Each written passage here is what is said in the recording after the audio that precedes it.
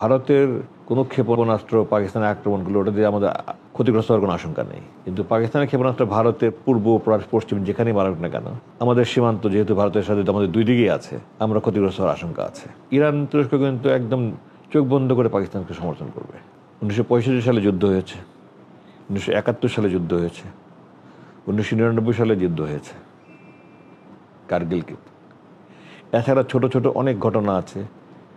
এক দেশে যখনই কোনো একটা বড় ধরনের আপনার সংঘাত, কোনো একটা ঘটনা ঘটে, তখন ওই দেশকে দায়ী করে, এবং এই ধরনের ঘটনা ভারতেই অনেকগুলো হয়েছে। আমার জানা মতো 6টা হয়েছে যেখানে ভারত বলেছে যে পাকিস্তান এটাতে জড়িত, এবং এটা যেহেতু ভারত বলছে যে এটা যুদ্ধ নয়, এটা আমাদের এই জঙ্গিদের বিরুদ্ধে একটা তৎপরতা, ভারত এটা দাবি করছে।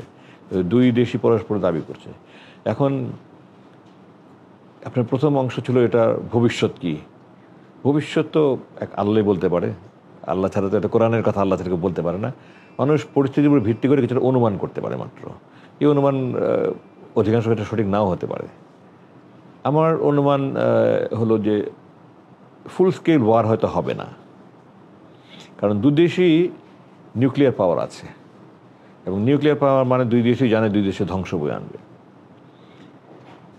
মিউচুয়ালি অ্যাসিওর্ড ডিস্ট্রাকশন, ম্যাড বলে একটা কনসেপ্ট আছে, যেটা 80-এর দশকে আপনার এই ওয়ার্সো প্যাক্ট আর ন্যাটো প্যাক্ট, যেটা ওয়ার্সো প্যাক্ট ছিল রাশিয়াকে কেন্দ্রিক পূর্ব ইউরোপ, আর ন্যাটো প্যাক্ট ছিল ইউকে ইউএসএ ভিত্তিক পশ্চিম ইউরোপ এবং তাদের মধ্যে তখন অনেক আলোচনা হয়েছে।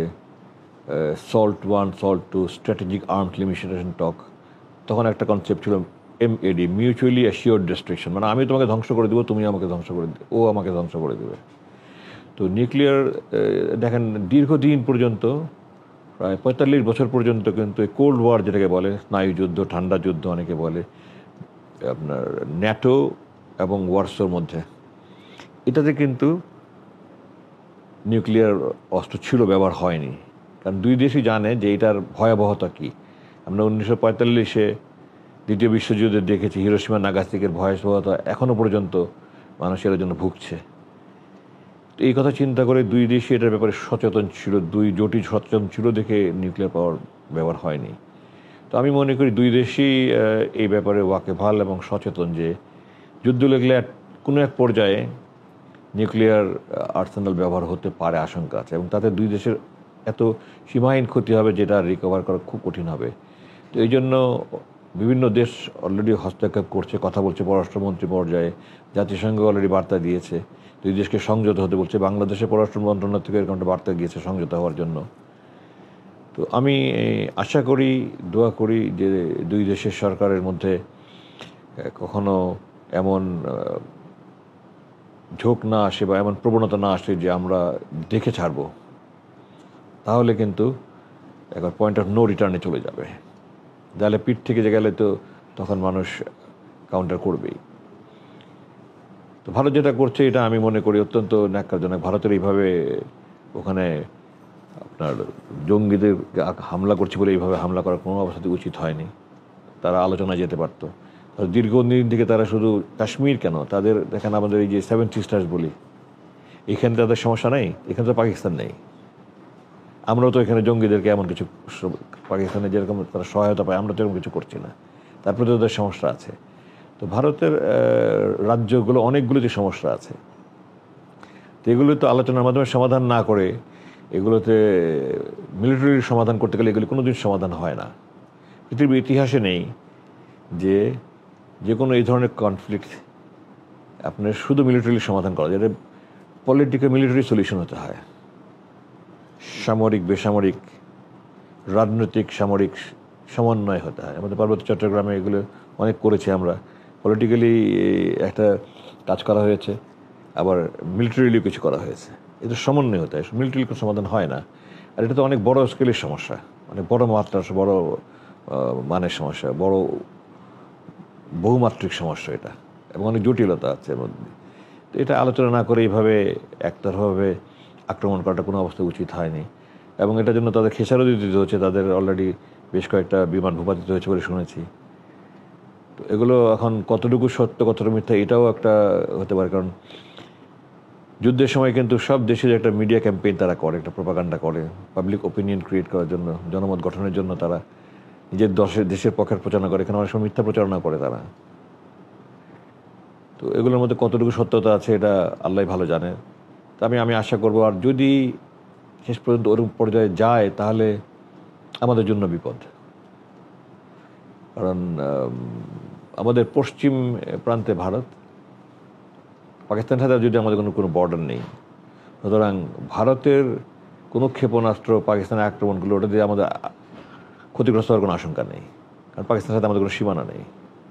কিন্তু পাকিস্তানের ক্ষেপণাস্ত্র ভারতে পূর্ব পশ্চিম যেখানেই মারুক না কেন, আমাদের সীমান্ত যেহেতু ভারতের সাথে আমাদের দুই দিকেই আছে, আমরা ক্ষতিগ্রস্ত হওয়ার আশঙ্কা আছে। পাকিস্তান ভারতকে যদি এরকম স্কেলে হয়, তারাও চেষ্টা করবে তাদের যান প্রাণ দিয়ে তাদের অ্যাটমিক পাওয়ার ইউজ করে ভারতকে কাবু করার জন্য। এবং এখানে একটা জিনিস অত্যন্ত গুরুত্বপূর্ণ, যে ভারতেরা কিন্তু তারা মদ শুকর খাওয়া জাতি, তাদের কিন্তু ইমানের জোর নাই।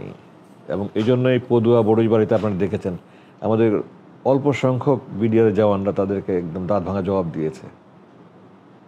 এবং আমি একটা ফেসবুকে স্ট্যাটাস দিয়েছিলাম কিছুদিন আগে, যে আমি একবার 3 বিঘা করিডোর ভিজিটে গিয়েছিলাম। ওখানে যে ক্যাম্প ছিল, বিওপি বলে, বর্ডার আউটপোস্ট, তার কমান্ডার ছিল হাবিলদার। তো আমি তাকে জিজ্ঞাসা করলাম যে তোমাদের এখানে জনবল কত? বললো স্যার 15 জন। তো ভারতের ওইদিকে কতজন আছে? বললো স্যার 30 জন। তোমরা 15 জন 30 জনের সাথে পারবে? সে আমাকে সাথে সাথে একটা খুব দৃঢ়তার সাথে বললো, স্যার আমাকে খালি অনুমতি দেন স্যার, দেখেন কীভাবে মাটির সাথে মিশাই দিব স্যার। আমি খুব বিস্মিত হলাম, 15 জন নিয়ে 30 জনের সাথে এইভাবে এত সাহস নিয়ে কী করে বলে। তো আমি বললাম যে তুমি কী করে নিশ্চিত হলা? বলে স্যার ওরা মদ খাওয়া শুকর খাওয়া জাতি, ওদের ইমান নাই স্যার, গায়ের ওদের সাহস নাই। আমরা অনেকবার দেখেছি ওদের আমাদের সাথে মোকাবেলা করতে সাহস পায় না। আমরা স্যার মুসলমান, আমরা গরুর গোস্ত খাই, আমরা মুসলমানের জাতি স্যার, আমাদের ইমান আছে, আমরা ওদেরকে মাটিতে মিশাই দেবো। তো ভারত কিন্তু ওদের বিভিন্ন যুদ্ধে ওদের সফলতা খুব একটা আছে বলে বলা যায় না। 1971 সালের দিনে এটা তো যুদ্ধই হয়নি, এর কোনো যুদ্ধই হয়নি।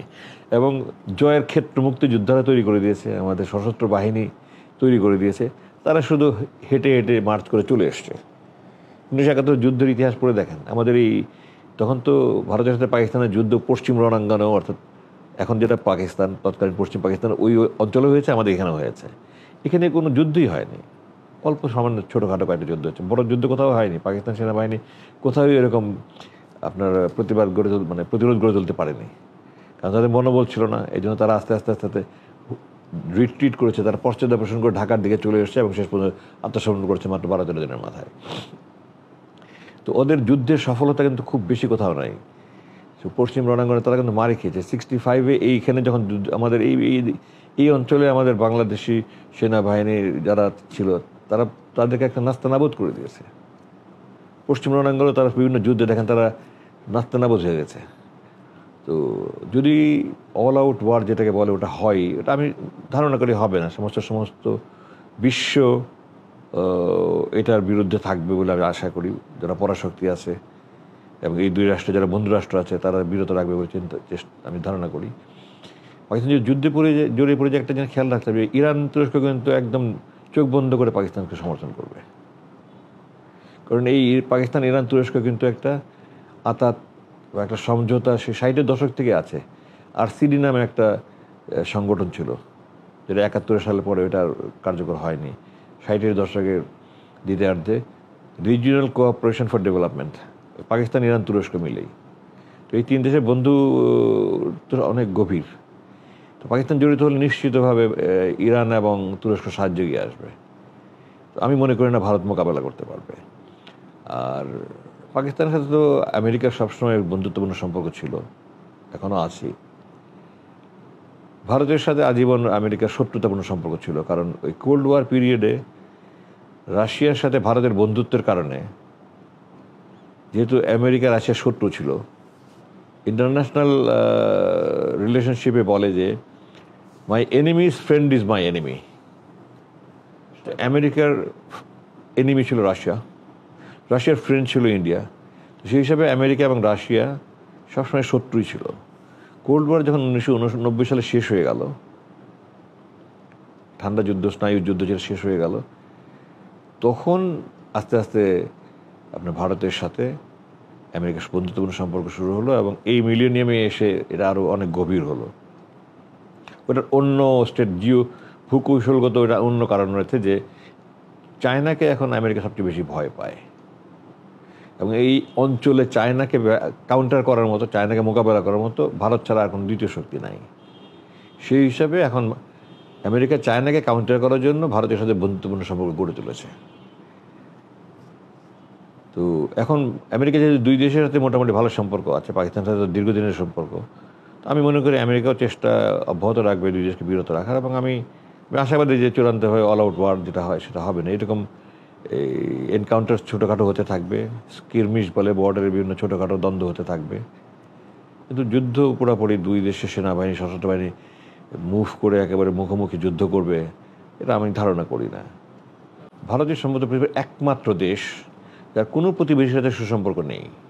এটা ভারতের, আমি মনে করি ভারতের যারা দেশ পরিচালনা করে তাদের এই জিনিসটা উপলব্ধি করা উচিত যে আমার প্রতিবেশীর সাথে ঝগড়াঝাটি করে তো আমি নিজেই শান্তিতে থাকি না, সারাক্ষণ আমি পেরেশানিতে থাকতে হবে।